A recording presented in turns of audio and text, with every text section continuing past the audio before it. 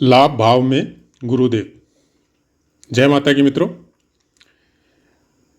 बैद्यनाथ जी कहते हैं कि लाभ भाव में गुरुदेव हो तो लग्नानुसार मतलब भावानुसार ऐसा इंसान कुशाग्र बुद्धि, प्रसिद्ध और धनवान होता है।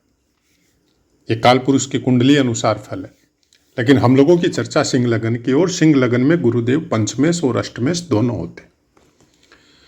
तो वृहत होरा पाराशर में जब हम लोग पंचमेश के फलों को देखते हैं तो पंचमेश अगर एकादश भाव में हो तो मनुष्य विद्वान, लोकप्रिय, ग्रंथकर्ता, अति दक्ष, बहुत पुत्रों वाला और धनी होता है। अब इसकी व्याख्या हम लोग बाद में करेंगे।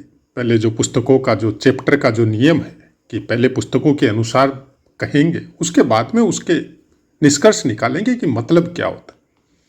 अब अष्टमेश है, जाहिर सी बात है कि अष्टमेश अगर आपके एकादश भाव में होंगे तो कोई अच्छा फल नहीं बताया गया है, लेकिन यहाँ पे साथ में ये भी बोला गया है कि बचपन में थोड़ा दुख हो सकता है, लेकिन बाद में इंसान सुखी होता है, धनी होता है। यह है आपके पुस्तकों में जो श्लोकों के अनुसार जो फल बताए जाते हैं वो। और भी है, लेकिन सबकी व्याख्या करना थोड़ा मुश्किल है, क्योंकि नवमेश के अनुसार जब देखा जाता है तो उसका एक अलग महत्व होता है, बाकी वर्ग कुंडलियों के अनुसार अलग महत्व होता है। लेकिन बहुत बड़ी बात है कि एकादश स्थान आपका विशिंग पॉइंट है कि आप क्या चाहते हैं जीवन में, क्या प्राप्त करना चाहते हैं। अब ये हो गई एक तो भौतिक जरूरत कि हर आदमी धनी बनना चाहता है, हर आदमी समाज में नाम करना चाहता है, देश में नाम करना चाहता है। कोई आदमी बहुत ज्ञानी बनना चाहता है, कोई बहुत बुद्धिमान बनना चाहता है। और ये जो चाहत का जो क्षेत्रफल है ना, जो महत्वाकांक्षा, ये कभी खत्म नहीं होती। और एकादश भाव में चाहे कोई भी ग्रह बैठे हो, बात केवल गुरु की नहीं है। क्रूर हो, पापी हो, अच्छे हो, बुरे हो, अच्छे स्थानों का स्वामित्व लेके हो, बुरे स्थानों का स्वामित्व लेके हो, आपकी इच्छाएं पूरी हो रही हो या नहीं हो रही हो, वो एक अलग मैटर है। लेकिन एकादश स्थान में कोई भी ग्रह बैठने से आपकी इच्छाओं का अंत नहीं होता है। या तो कोई पूरी नहीं होगी, या अगर पूरी हो गई तो दूसरी शुरू हो जाएगी। ये मानव जीवन का कटु सत्य है। इच्छाओं का अंत नहीं होता है। तो इच्छाओं का अंत कैसे होता है, उसके लिए आपको अनेकानेक पुराणों का, वेदों का, महाग्रंथ जो गीता और रामचरितमानस है, उनका सहारा लेना पड़ेगा, गुरुओं की शरण लेनी पड़ेगी। और जो वैदिक संस्कार के अनुसार जीवन यापन करते हैं, उन संस्कारों के विषय में अपने आप को चेतन करना पड़ेगा। हमारा एक छोटा सा फंडा है कि आपके अंदर आज कोई चीज की इच्छा हुई कि आप कुछ लाना चाहते हैं मार्केट में। एक छोटी सी इच्छा हो गई कि आपको आज एप्पल खाने की इच्छा हो रही है, तो मत लीजिए, पूरी मत करिए, मन की मत मानिए।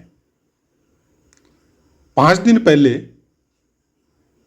आपको कोई दूसरी चीज की जो इच्छा हुई थी वो अब तक आपकी खत्म हो गई होगी, तो जिस दिन ये एप्पल वाली इच्छा हो रही है उस दिन उस इच्छा को पूरा कीजिए जो आपकी ऑलरेडी खत्म हो चुकी है। अब बहुत से है जो मोटिवेशन स्पीच देते हैं, वो आपको ये बोलेंगे कि आप उस इच्छा के पीछे दौड़िए, अपनी महत्वाकांक्षा के पीछे दौड़िए और उसको हर हालत में पूरा कीजिए। वैदिक ज्योतिष ये नहीं बोलता है। वैदिक ज्योतिष आपको उस ज्ञान की तरफ ले जाता है जो परम ऊर्जा है, जिसको प्राप्त करने के लिए मनुष्य का जीवन हुआ है। साधु संतों का जीवन देखिए, वो अपनी इच्छाओं को मारते मारते एक दिन उनके पास ऐसा समय आता है कि कोई इच्छा नहीं होती। फिर वो भोगों के साथ साथ अपने पृथ्वी तत्व से भी दूरी बना लेते हैं। ऐसे बहुत से संत आज भी विचरित करते हैं, विचरण करते हैं अपनी भारत भूमि पे, जो बिना अन्न के रह रहे हैं। किसी किसी ने तो जल का भी त्याग कर चुके और फिर भी जिंदा है, फिर भी घूम रहे।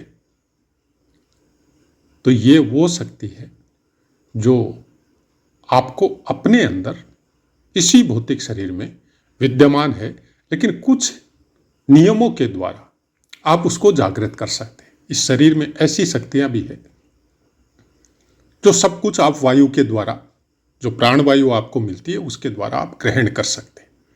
उसका कारक कौन है? उसका कारक गुरु है। वो आपकी उस शक्तियों को जागृत करता है और ग्रहण करने की शक्ति सूर्य देता है। ये अध्यात्म की शक्ति। एकादश स्थान में अगर गुरु बैठा है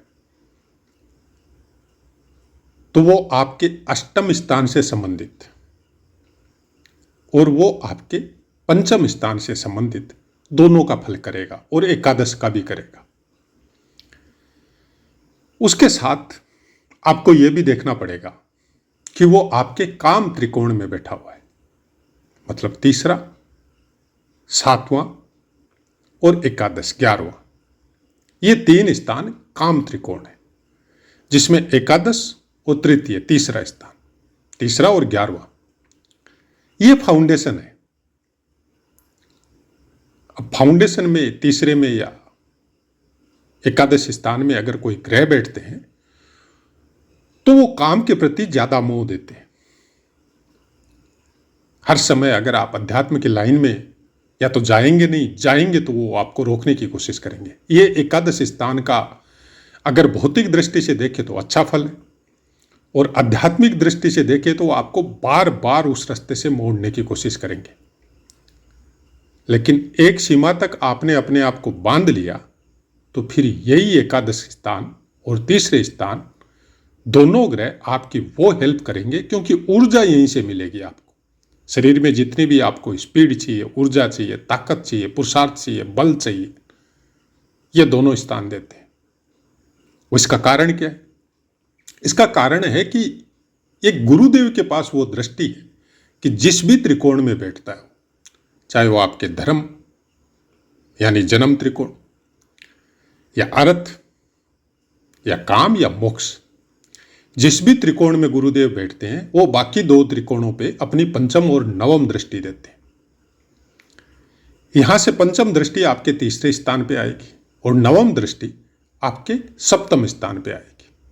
तो इन दोनों स्थानों को वो पूर्ण मात्रा में जागृत कर देते हैं। अब गुरुदेव की दृष्टि क्योंकि अमृत तुल्य है, तो कामी तो बनाता है लेकिन चरित्रहीन नहीं बनाता। तो आपको भौतिक दृष्टि से अगर देखा जाए तो भरपूर सुख मिलेगा हर चीज का। आपकी जो इच्छाएं होगी वो पूर्ण होगी। आपका जो पार्टनर है यानी आपकी जो वाइफ है धर्मपरायण मिलेगी, अच्छी मिलेगी, आपका ध्यान रखने वाली मिलेगी, सब चीजों में आपका साथ देगी। आपके भाई बहन आपके साथ रहेंगे, आपकी हर चीज का सम्मान करेंगे, आपके लिए बहुत कुछ करेंगे। तो ये सब चीजें भौतिक दृष्टि से यहां पे गुरुदेव का फल आपको बहुत अच्छा मिलेगा। फलों को देखने का तरीका बहुत है। सबसे ज्यादा है कि आपका अपना संस्कार कैसा है और आप उस ग्रह को, क्योंकि ग्रह भौतिक दृष्टि और आध्यात्मिक दृष्टि दोनों तरफ से फल देता है आपको। और हमने जहां तक समझा है ग्रह को कि अगर भौतिक दृष्टि से ही आप देखने लग जाए कि मेरे पास पैसा होगा कि नहीं होगा, मेरी शादी होगी कि नहीं होगी, मेरे बच्चे अच्छा नाम करेंगे कि नहीं करेंगे, मेरा अच्छा घर होगा कि नहीं होगा, मेरी जो इच्छाएं हैं वो पूरी होगी कि नहीं होगी, अगर उसी चक्कर में लगे रहे तो फिर जो वो फल ग्रह देना चाहते हैं, जिसकी वजह से आपको मनुष्य जीवन मिला है, वो फल फिर इस जीवन में मिलना बहुत मुश्किल है। इसीलिए ज्योतिष में भी धर्म, अर्थ, काम और मोक्ष का त्रिकोण दिया जाता है।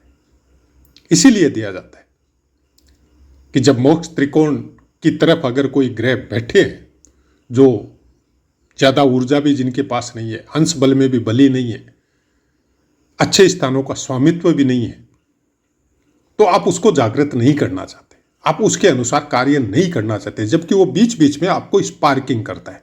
और मोक्ष त्रिकोण वाले ग्रह सबसे ज्यादा स्पार्किंग करेंगे आपको आफ्टर 45, क्योंकि उस समय भौतिक जरूरतें अगर आपने अपने चरित्र या अपने संस्कारों की वजह से या अपने कर्मों की वजह से अपने भौतिक लाभों को अगर सीमित कर रखा है और ज़्यादा उसमें ध्यान नहीं देते हैं, तो 45 या 50 के बाद में वो आपके मोक्ष त्रिकोण वाले ग्रह जो है वो अच्छी तरह से स्पार्किंग करेंगे, और उसके अनुसार अगर आप चले तो वो बली भी नहीं होंगे, उसके बावजूद भी वो आपको उस लाइन में आपको बल प्रदान करना शुरू कर देंगे।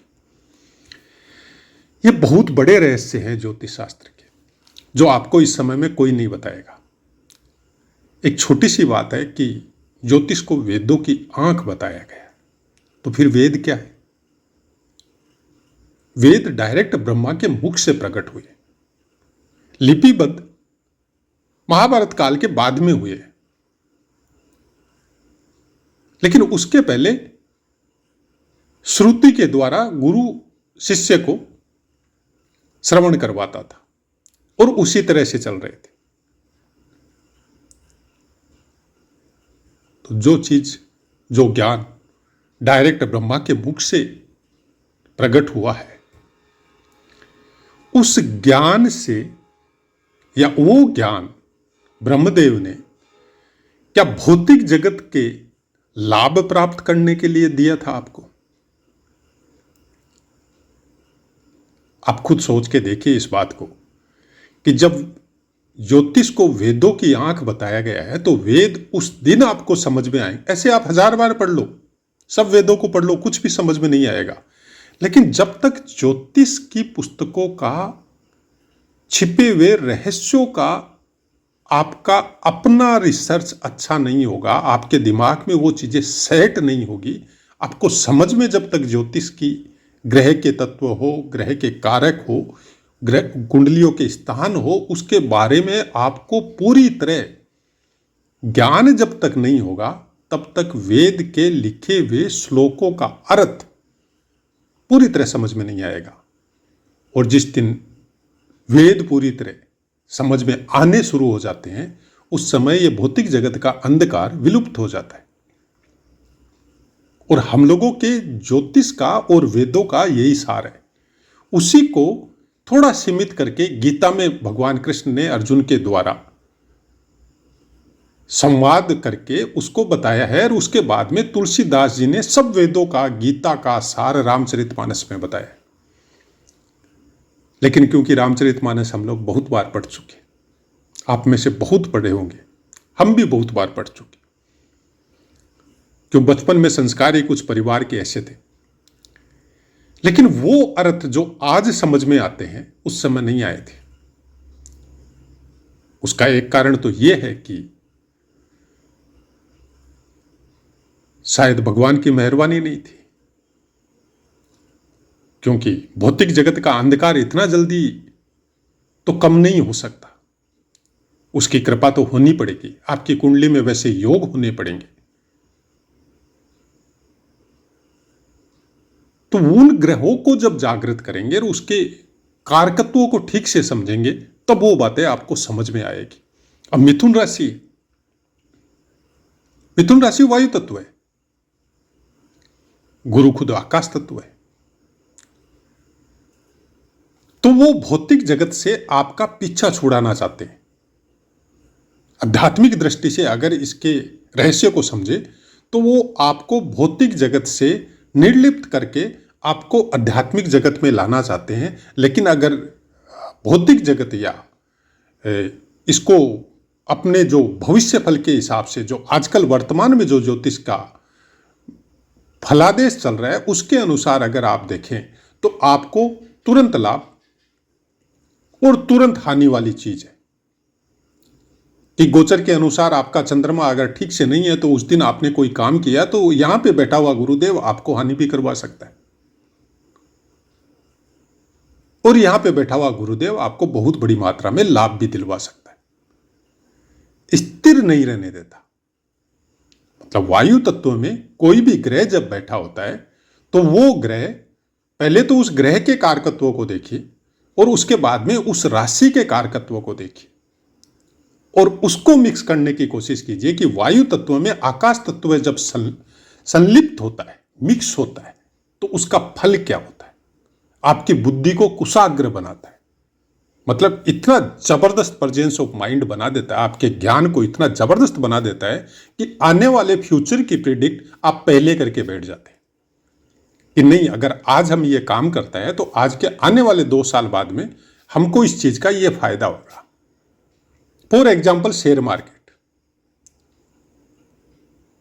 कि आपने कोई स्क्रिप्ट ली जो आपका अष्टम स्थान बता रहा है कि आपने कोई स्क्रिप्ट आज पकड़ ली कमती दाम में, और आपको पता है, उसकी पूरी रिसर्च आपके पास है, आपको पता है कि ये शेयर बढ़ेगा तो 2 साल बाद में वो 4 गुना 5 गुना तक आपको फायदा देके के जाएगा। ये भौतिक जगत के फल है। लेकिन आध्यात्मिक दृष्टि से आप गुरु की खोज करेंगे, आपके अंदर एक खालीपन रहेगा। सब कुछ होते हुए भी आप कुछ पाना चाहेंगे, संतुष्ट नहीं रहेंगे, क्योंकि वायु तत्व में आकाश तत्व है।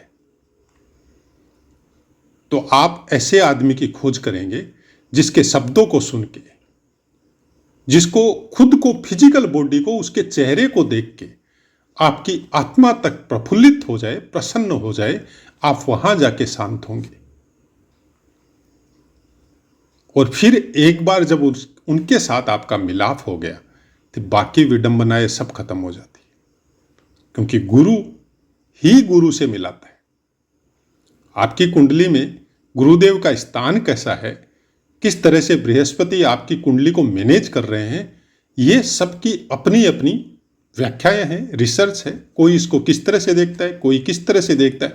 वो कितने भी खराब स्थानों का स्वामित्व हो जाए, कोई फर्क नहीं पड़ता है उस बात का। लेकिन गुरु के अपने कारकत्व है। गुरु अगर आपको हानि भी प्रदान कर रहा है तो गुरु आपको उसके साथ शिक्षित भी कर रहा है। जब पुराणों में राजा हरिश्चंद्र की कहानी देखते हैं तो गुरु आपको पीड़ित कर रहा है, गुरु आपको तकलीफ दे रहा है, लेकिन उसके साथ ज्ञान भी बहुत बड़ा दे रहा है, और उसी ज्ञान के द्वारा फिर साक्षात आप भगवान के दर्शन कर लेते हो। यह है गुरु के कारकत्व। गुरु दंडित नहीं करता है, गुरु आपके छिपे हुए कुकर्मों को उजागर करता है, उसके फल दिलवाता है, उसको ठीक करता है, और उसके बाद में वो ईश्वर के नजदीक लेके जाता है। बोलने को आप ये बोल सकते हैं कि दंडित करने का काम शनिदेव का है। शनिदेव भाई किसी को दंडित नहीं करते। हम लोग अपने कर्मों के अनुसार उन फलों को भोगते हैं। शनिदेव समय के कारक है, और जिस समय वो चीज आपकी जो डिसाइड हो रखी है उस समय में वो फल आपको मिलेगा ही। अब उसकी वजह गुरु हो सकते हैं, शनि हो सकते हैं, सूर्य हो सकते हैं, वो सब चीजें फिक्स है। फिक्स चीजों को हटाना बहुत मुश्किल है। आप चाहे भौतिक जीवन में आके बहुत अच्छे कर्म आपने किए, बहुत अच्छे लोगों का भला किया है, सबका उपकार किया है, उसके बावजूद भी फल भोग रहे हैं, तो वर्तमान के ऋषि मुनियों को देख लीजिए, साधु संतों को देख लीजिए, क्या वो तकलीफ नहीं भोग रहे? वो भौतिक शरीर पे अपने ऊपर कोई तकलीफ नहीं भोग रहे? भोग रहे। क्यों भोग रहे? उन्होंने तो अपना पूरा जीवन प्रभु के चरणों में समर्पित कर दिया है, उसी का नाम कीर्तन करते हैं, उसी का जाप करते हैं। कोई प्रत्यक्ष में दर्शन है, और कोई गुफाओं में बैठे हुए, मतलब ऐसे स्थानों पे जहां पे हम लोगों को देखने को नसीब नहीं होता है। तो क्या उनको तकलीफ नहीं मिल रही? तो फिर कौन सी तकलीफ की सोच रहे हैं? तो वो क्यों तकलीफ पा रहे हैं? आपके और हमारे से ज्यादा पा रहे हैं। हम लोग घरों में बैठे रहते हैं, वो जंगलों में बैठे रहते हैं। तो भौतिक जगत में भौतिक शरीर को जो प्रारब्ध अनुसार जो फल मिलना है वो मिलेगा ही, उसको रोक नहीं सकता। न कोई रेमेडी रोक सकती है, न कोई चीज रोक सकती है। कौन रोक सकता है? गुरु रोक सकता है। गुरु आपको रास्ता दिखाएगा कि आपको क्या करने से आप उन फलों से भोगते हुए भी आप स्थिर रह सके। आपको कौन से कर्म करने चाहिए, आपको कौन से स्थान पे जाना चाहिए, आपको किस तरह से भौतिक शरीर के गुरु से आपका मिलाप हो, ये गुरु का काम है। और ये 11वें स्थान का काम है, क्योंकि 11वां स्थान लाभ का है। एक तो लाभ है भौतिक दृष्टि वाला, एक लाभ है आध्यात्मिक दृष्टि वाला। कौन से लाभ को आप प्राप्त करना चाहते हैं, यह आपके अपने ऊपर निर्भर है। तो आशा है मित्रों पाठ समझ में आया होगा। अब अपनी वाणी को विराम देते हैं, आपसे आज्ञा लेते हैं। जय माता।